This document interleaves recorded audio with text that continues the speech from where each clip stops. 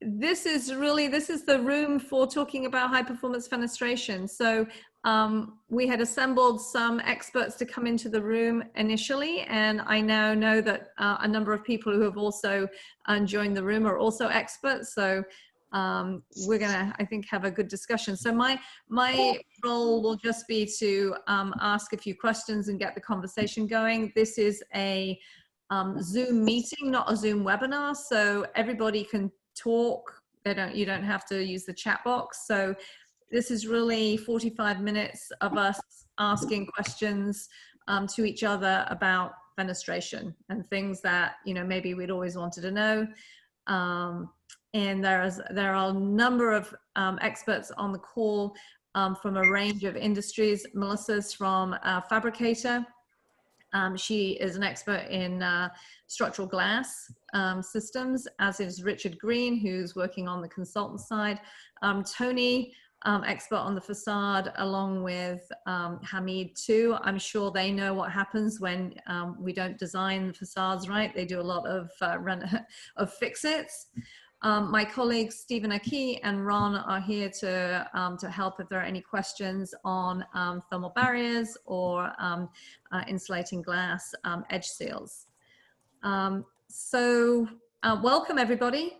Maybe I'll just kick it off to the panelists. Is really, I'd really like you to just name one thing that you wish that design teams or contractors knew or did that would result in better facade outcomes or prevent some not so nice surprises. I see Tony smiling here, so maybe I'll call on Tony. Do you want to start? Let's see. I think the first thing maybe would be to pay attention to drawings and specs. I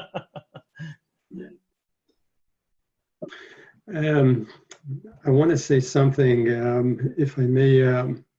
Today was my first opportunity to join the plenary session and listen to Mick and Peter and getting inspired by what they said.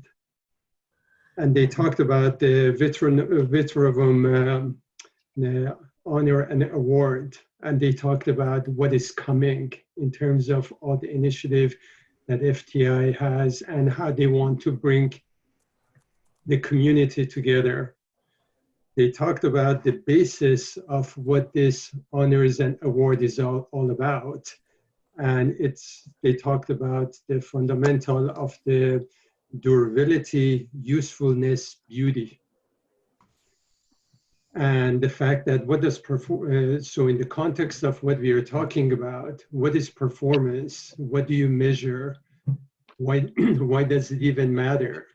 And depending on what we talk about, whether it is component assembly or system, and depending on whether Richard is talking about, you know, his passion of structural glass, or whether we get deep into the smaller component, whether it is a component within the facade, there is a whole different meaning, and performance can mean something very different. In terms of durability, you know, and the soundness, structural and structural fit is a given, but not necessarily if nobody knows how to design structural glass. And that is something Richard is gonna focus on. But then in terms of beauty, whether or not the performance and the aesthetics, whether it is reflectivity or anything else, or for that matter, the thermal bridge, I think maybe those are the three pillars that we can pick and choose in terms of what the topic is, and focus on performance and what it means to different people. You know, it's interesting because, you know, what Tony said, you know, we tend to sort of take for granted, or I don't know, maybe become immune necessarily to the complexity of what we're about here with the, you know, the facade system. It's like Tony said, he referred to, you know, the fundamentals, the basics, like, you know, start with plans and specs, right? Understand what the plans and specs are telling you. On the other hand, I just finished a session where a Cambridge PhD candidate presented a paper on the reclamation potential of, evaluating, creating a framework for a metric, essentially, right? For evaluating how we determine how much of the materiality of the system can be reclaimed and reused.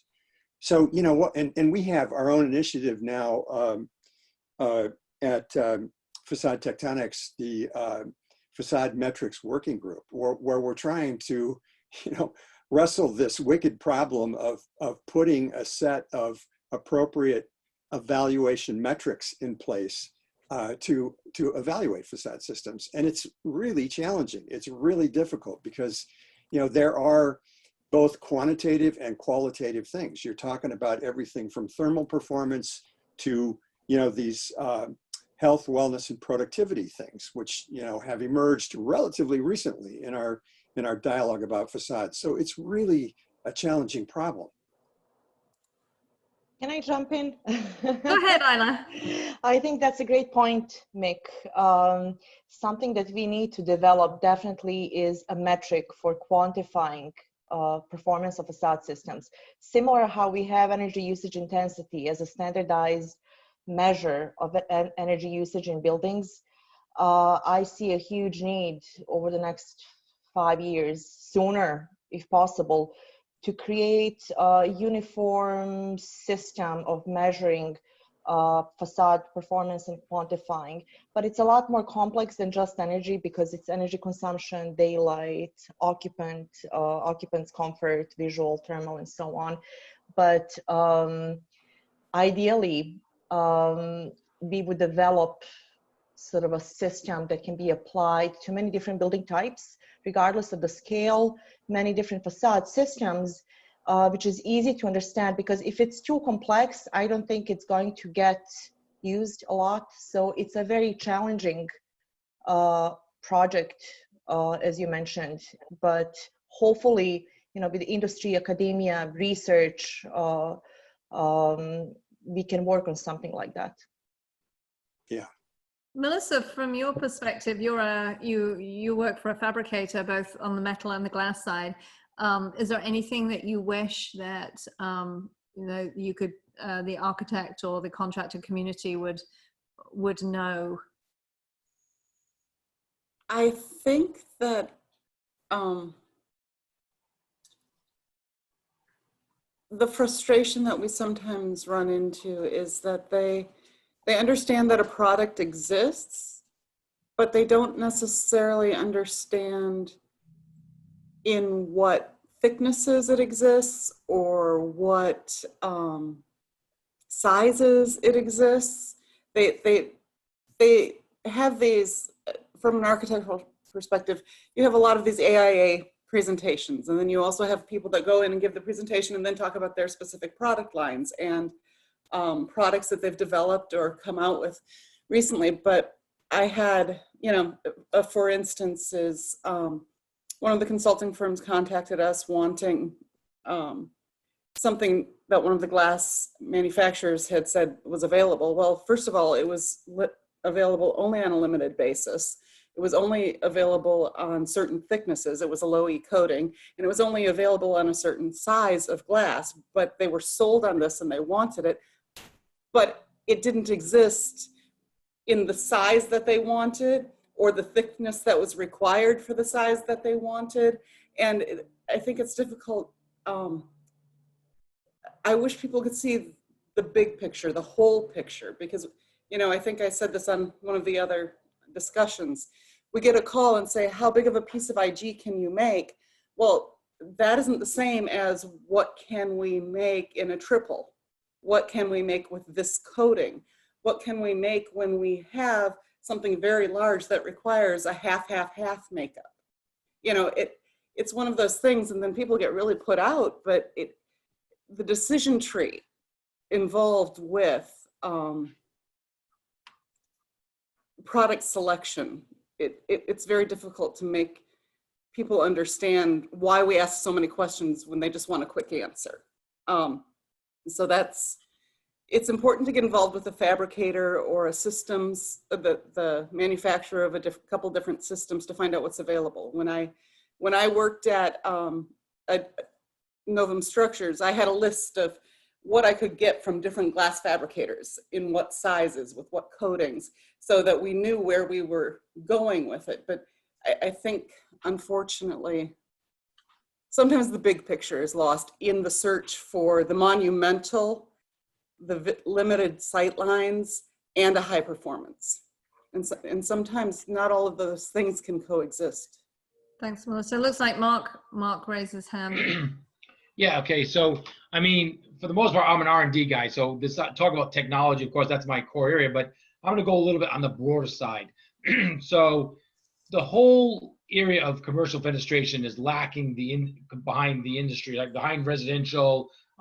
We don't have policies, we don't have incentives, people value engineer it out all the time. You know, people put in HVAC, and where it should be the other way around. With better fenestration, better facades, we can downsize the HVAC, right? So there's not a mechanism in place. So getting back to what Mick said, whatever, about having a metric, obviously that's like a prerequisite. The first thing you need to do is have the right infrastructure and the right metrics to help drive the market. But it also has so many other elements to that, right? So, you know, how do you get utility programs to have incentives? How do you do systems level perspectives when you try to look at the whole building? And how do you prevent the value engineering coming out of it? And so, to me, like, I looked at some of the sessions. Unfortunately, I haven't been able to join the sessions. And there's lots of all kinds of detailed technical stuff. If I go to, I guess it's what, FGIA or whatever, I'm not up with the new acronym, but the old AMA or WDMA, lots of technical stuff, right? But who is working on policy for the fenestration industry? Who, you know, there's all kinds of people working on policy for HVAC and doing all kinds of lighting policy, but who's driving this from the fenestration industry? So some of the top-notch companies that today in this room, you know, you may be selling value-added products in the high end, but nobody's driving the market from the industry, right? I'm not trying to give you tough love, but the truth is, compared to other industries, you guys just don't get the public policy side. You're just not there. And so, you know, can FTI have a policy element? I mean, you could have a whole day dedicated to policy. Like, you could have a session on incentives, the metrics. You know, all of these things could be, each one of them could be a separate session just to talk about what's needed to drive the market forward. I mean, like I said, I'm an R&D guy. I mean, I'm working on vacuum glazing and lower cost dynamic glazing, all of those technologies. But from my career at DOE, unless you have that infrastructure and the policy, it doesn't go anywhere. And so, sure, certain companies are going to make profit. They're going to do very well for their small market niche, but the whole industry is lacking. And, you know, what does everybody say? Oh, smaller windows, right? And you know, less windows. Well, I mean, the point is we need to change that paradigm. And I don't see an initiative from the industry, you know, geared to do that. I mean, DOE can help you, but we can't do that. We can only help you do that. Yeah, that's a very, very good point, Mark. And in fact, FTI got together. We actually just formed an advocacy committee, and we responded to the DOE's Building Technologies request for information. And in doing so, we identified multiple policy actions that we could support. And within FTI, we're going to be considering how to build that, build some momentum in that way. But you're absolutely right. There's we need a more concerted effort to drive public policy, because one of the questions I was going to ask is that there are a lot of high performing fenestration systems available right now. Many manufacturers have R5 windows, but very infrequently are they specified. And so, you know, within this room, virtual room, what are the challenges that we see for getting these type of fenestration systems specified, and what should we be doing to help support the adoption of technologies that we already have available? I mean, I know, Mark, you're looking at some longer term stuff, but we already have some pretty good systems available that are not really being used to the extent they could be. So any thoughts on that? I think the point of public policy is so important here. Between Seattle and Vancouver, You've got cities that are doing things at a city level, which are really leading the way of what is possible on a broader scale. And you know, Seattle and Vancouver are not the most extreme climates that we have in North America by any means. They're one of the most temperates, and yet they're pushing some pretty strong advocacy in terms of where the facade should be. And they're not allowing to just go, oh, let's put a more efficient HVAC system. They're saying, no, the long-term benefit of putting the upfront cost in the facade amortizes itself over years and years and years and for the rest of the life of the building. You know, you put in a crappy HVAC system, you're going to replace it in 15, 20 years time and upgrade the system. But the facade tends to stay there for the life of the building.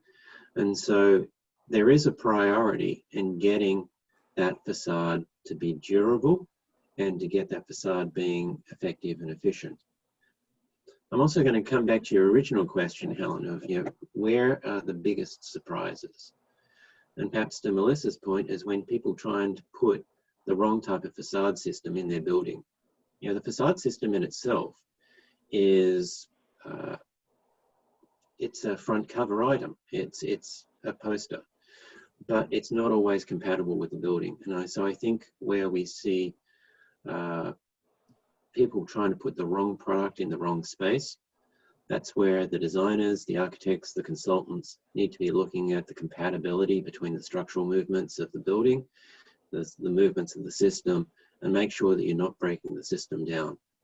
And so we see a lot of work being done on the thermal, on the waterproofing locally, but the actual large-scale compatibility between the systems is not always being dealt with, and that can lead to premature failures of the facade systems. Can I also add something regarding the policy, if you don't mind? Going back to Mark's comment about policy, maybe I can take as an example state of Massachusetts. I think it's very dependable, not only federally speaking, but locally, state-wise, and then individual municipalities. So state of Massachusetts, a year and a half ago, engaged in a major study, decarbonization study, trying to figure out a roadmap for reaching carbon neutrality by the year 2050. And I serve on the technical advisory board, so I know a bit about the processes, the modeling, policies, and so on. So for the last year or so, they have been looking into the building sector, infrastructure, transportation, and so on, but I'm just going to talk about buildings for now. They looked into the entire building stock in the state of Massachusetts, residential buildings, commercial buildings, healthcare facilities, academic buildings, everything. One of the key components in the modeling strategy was actually, reduction in energy consumption. So they looked into improvements in building envelope. And basically, in order to reach the carbon neutrality by 2050, they looked into what needs to happen on individual building envelope, design, retrofitting, and so on for different building typologies. And that influenced and will influence policy decision-making and policy development over the next few years. So the report is not done yet, they're finalizing, but I would be happy to share with everybody here once the final report comes out and once the policies are mapped out. If anybody's interested, I would be happy to share that. But again, it's Massachusetts. Maybe California is working on something like this, I don't know. But the rest of the country, I'm not really sure. One other aspect of policy, the push and the shove. People go, oh, we can make all this with better technology. And to the point of view of, is it just smaller windows? No, better windows are going to get the same result. And then you've got all the health benefits and the wellness and everything that comes with that. But the counter argument is that is, affordability of housing, affordability of the buildings, is it going to cost so much more? In 2005, the state of Victoria in Australia did an interesting study, and they did it not from the point of view of performance. They knew that they needed to get better performance, so they looked at it from a pure economic point of view. And they said to build all the residential housing stock at Green Star, 5-star, what was the cost increment? And they said at that point, it was about 20 to 25% plus to get to that point. And then they said, well, what happens if we make it mandatory so that all the standard products meet 5-star? And this included things like orientation of the building on the site, the type of windows, water storage, all sorts of things. Well, they worked out that once it became the standard product, the cost delta wasn't 25%, it was more like 5 to 7%. And then what they did is they said, okay, in the transition period, we're actually going to have a credit from the government equivalent to the 5 to 7%. And then they worked out that the money that came through people not having to spend on their heating and air conditioning requirements was money in people's pockets, which was economic stimulus in a way that was forever for the rest of the life of the building. And they worked out that the payback period to the government in terms of the economy was of the order of 5 to 10 years. And then it was cumulative. And that was purely an economic argument for doing this, not a, save the world. It achieves that. But from a pure economics point of view, we are spending so much money on our heating HVAC systems that it's actually an economic weight that we are bearing. And I think to Mark's point, if we can push this through as an advocacy of this actually has long-term returns to the economy as well as the environment, then you've got something where you can really push public policy. So this is, I would like to pose a question to this group. I think we, most of us at the Institute are in agreement with this need, right? This recognition that, we're not going to move the dial like we've defined in our mission without attacking this from a policy level. Policy is the best way to deal with it. It's the necessary way to deal with it. But we're almost all of us are we come from a deeply technical aspect into this. This is our background, our training. This is what drove our initial interest in the building facade system to begin with. And we're far from being a group of policy wonks. We really don't have anybody that is a policy wonk, right? And I'm just wondering, so we're going to do this, right? We have established, an advocacy committee. Helen is the chair of that committee. I have great hopes for this being at some point our biggest committee with a lot of sub, committees within it, attacking a number of different initiatives, with respect to different industries and geography and all this kind of thing. But this is a very organic process at this point. We're trying to figure out how to do this. And maybe that's the only way, for us to attack this problem. My question is, do any of you recognize other strategies that we can take that are shortcuts to bringing more power to this particular effort?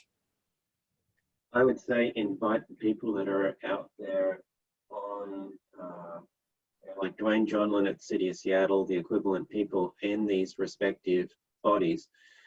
Within the cities, there are people that are advocating for it. So if you can find those people that are actually in the system and try and get them all together so that you can then put forward a national position, then you can start bringing people like FDI, FGIA, DOE into that, because there is an incredible spread across the country between those that are being very progressive with their facade and those that are just like, oh, we're still running on the 2012 IBC and its energy requirements, and it's the Wild West. So I think if we can get things which are currently in that are making sense on a citywide basis into an IBC level, an International Energy Code level, and say these are what makes sense, and make that climate specific. There's already some degree of specificity of The super cold climates are really U-driven, but not SHGC. LA is SHGC driven, not so much U-driven. You know, there are places where those things need to make sense for what it needs to be in that location, and it make it the same by making it different, you know. But if the rules make sense, then their adoption is going to be greater and wider. One of the things that was interesting about that Victorian policy is that it actually addressed some of the really old-fashioned design things, like, you know, do you have overhangs on the windows? Do you have orientation of the building? And we've got so used to brute forcing it, we're not necessarily taking into account the things which make the building work for itself. Yeah, the passive strategies. So one of the missing pieces, I think, is that there's lots of organizations out there that are pushing for broader building policy. ACEEE, the Alliance to Save Energy, ASHRAE, AIA 2030, they're all over the place. They don't have expertise, particularly in windows glazing facades. And so rather than, in the end, the window glazing facade issue is going to be a subset of a broader building set of issues. So I think the strategy has to be to partner with those organizations. I mean, there's even a danger of having too many people saying too many slightly different things, so that the DC type policy people, except for Mark, really are confused by all that they hear. And there's some chance, we don't know what it is, that there'll be some big Green New Deal thing happening towards the end of the year. People will be asking for help to try to figure out how to do all these things. So I think if we're ready with some concrete actions and plans, but that are fit into a bigger sort of assembly of other organizations doing the same things, not out on our own, I think will be most effective that way. Yeah, I think, yeah, and Stephen, to that point, and Mick, maybe to your point earlier, I think there's a large education component to this, right? You know, we as an industry, I think we tend to be kind of insular. You know, I mean, I think we all preach to the choir, so to speak. I mean, all of us in this room are aware that high performing facades are a good thing. I mean, in general, right? And I really feel like that's one of the things we need to push is to get others involved and get others to realize that, yeah, this is a good thing. And you know, it's sort of, you know, like what Mark said and others have, you know, really kind of bringing even more awareness to this, you know, and not, you know, not from a, you know, even a carbon neutral standpoint or whatever, but I mean, getting down to the brass tacks, like Richard was talking about, I mean, really getting into the economics of it and, you know, really, you know, showing people how these improvements can improve their well-being, but also improve their bottom line. So I'd like to just add a couple things.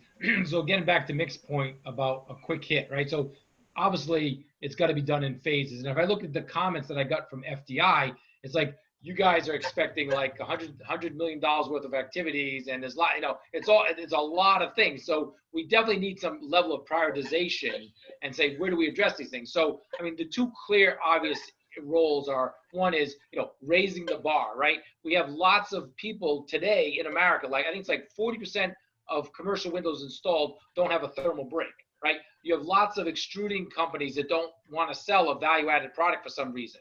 So there's lots of internal, you know, infighting, lots of inconsistency. I mean, obviously, companies are going to compete, but being able to work among yourselves to come up with an industry strategy. When I looked at the FGIA and the WDMA comments, those are the most proactive comments that I've ever read from a 501c6 trade association for windows in the last 20 years. So there's definitely some momentum there that looks to be brewing, right?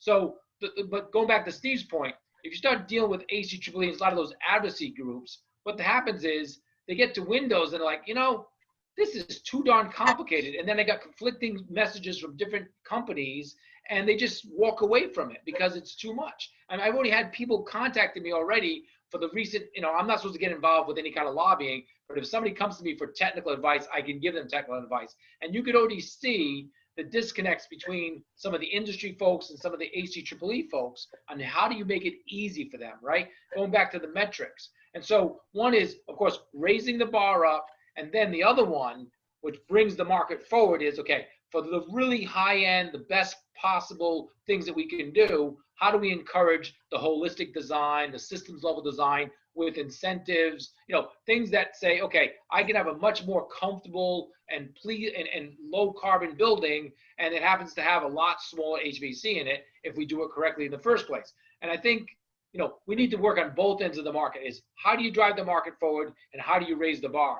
And I think, you know, the industry kind of needs to get its act together initially, because you're always going to have some laggards out there. But can you get enough of initiative in the industry to drive some of these things forward? And if you do that, and you have to be the ones that drive it with, you know, non-technical people, some policy people, and then you say, okay, DOE and other people, how can you help us? What are the technical tools? What are the analyses that we could do to support you in doing that endeavor? But you have to have the vision and the drive to do it, and then look for help from us and other people to support you. That's how I see it. Good advice. Thanks, Mark. And as I mentioned at the very beginning, I apologize that I'm going to leave in about a minute because I have to go and get into the next session because I have to give a presentation. So I'm going to hand over to my colleague, Ron Susek, to help moderate through the rest of the conversation. So we haven't heard from anyone else. We got lots of attendees. Is there any comment from the rest of the group here? I really appreciate you joining us. So Charlie here. So let me just jump in. I think that one of the ways to spread the message and to have a better facades is to have access, easy access to rich data sets. And that's something, you know, Tony and I might want to work with NFRC and similar organizations, maybe FGIA, to start providing better data for the products that are rated and evaluated already, rather than just U factor solar heat gain coefficient. So I think, you know, and I'll just plug in piece of work that we are working at LBNL to provide cloud-based glazing and shading database, and also opaque materials database for moisture and thermal, which we are working with Fraunhofer in Freiburg. I think that easy access, persistent access to these rich data sets is one potential solution to get better, you know, better design, better products, you know, installed in buildings. So that was actually one of the things that we were talking about in our response that you prepared, Helen, regarding in terms of all those database information. By the way, Steve and Charlie, Alex McGowan from British Victoria sends his regards. And in terms of all those background, and the work was done, which now enables us to have some simple tool to make some decision. But going to one thing that Richard talked about, Seattle, Vancouver, Toronto is doing the same, and picking up on what Alja talked about. Our resources in Canada are very limited. Our country is widespread and very, widespread.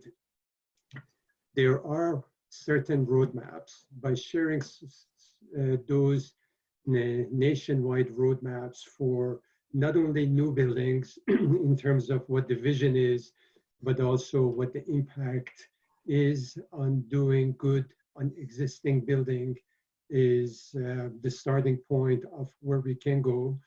And as you recall, Alja, we all listened to Fenestration Europe talking about the impact by doing the major most influence by doing replacement of residential windows, meaning even the infill windows or the total window, to make impact in existing buildings.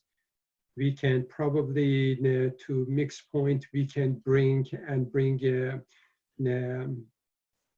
officials from different cities, New York with their local law 97, Toronto with their initiative, Vancouver, Seattle, and bring those people into a forum to have conversation and have the dialogue, and then feed off of it to take the next step in terms of policy, and for them to work with each other or learn from one another, and we can be the mediator, a moderator in the middle.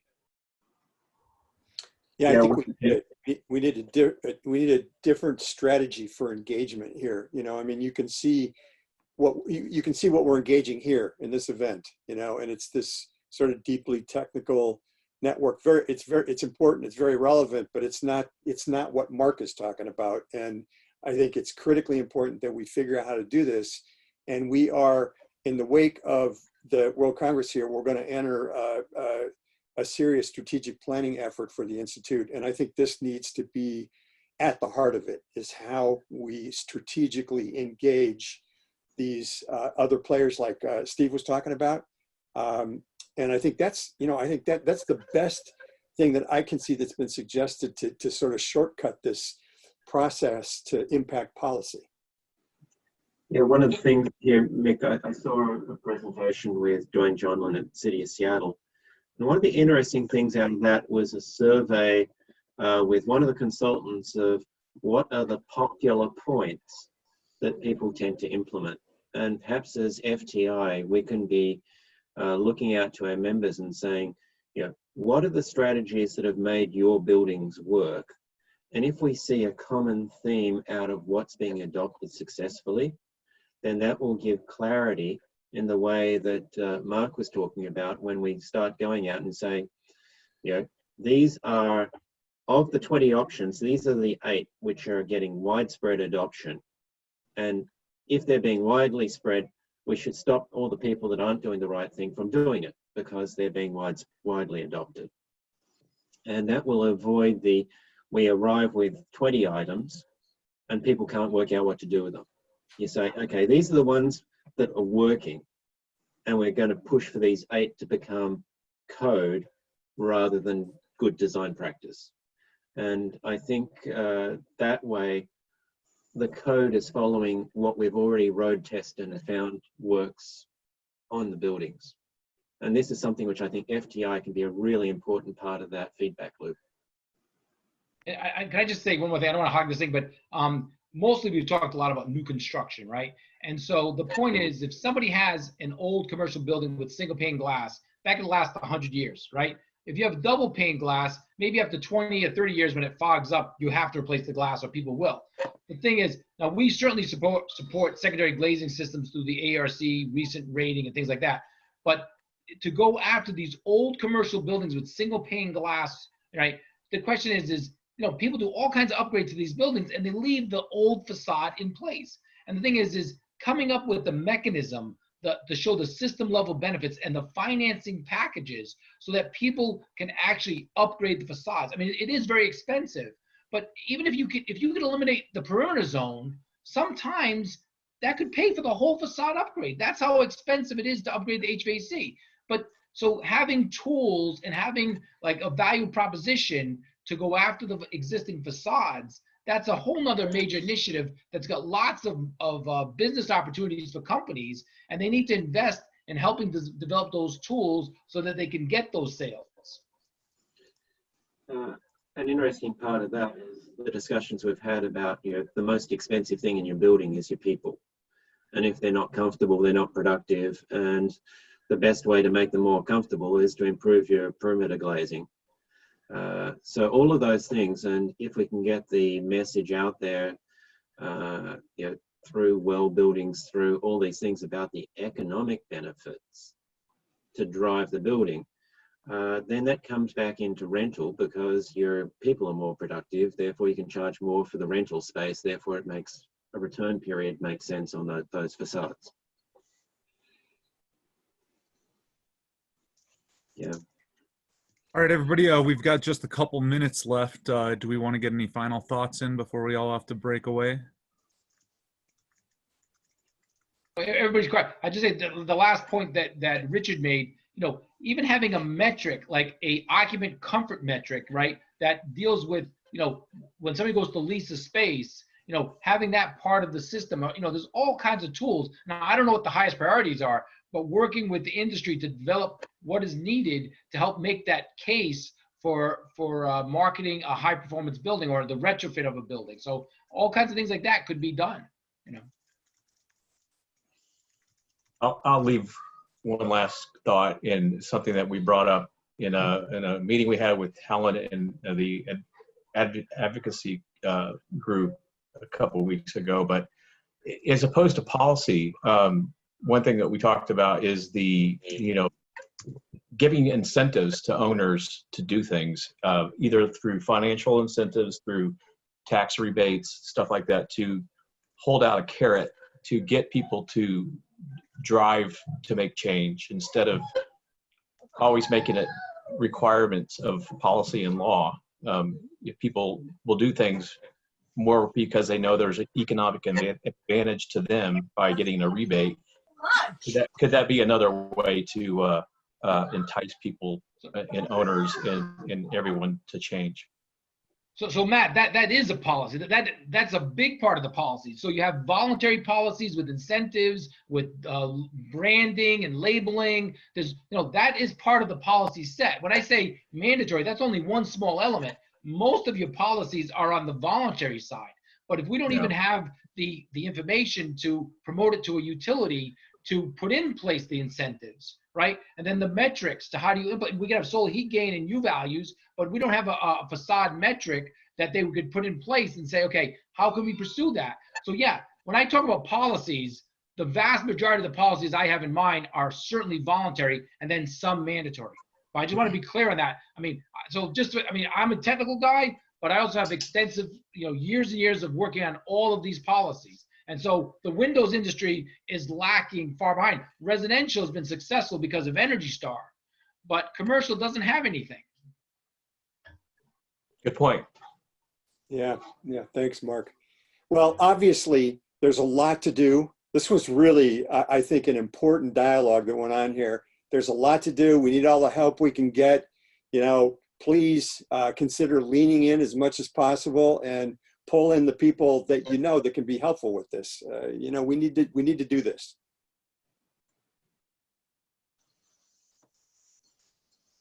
So, Ron, are you going to close the session for us here? Yeah, definitely. Well, I appreciate everyone for joining. Let's all try to get together and move things forward in the future as best as we can. Yeah, I think that'll be it then. All right. Thanks, everybody. See you later. Thanks, everybody. All right. See you around. Take care. Good to see everyone.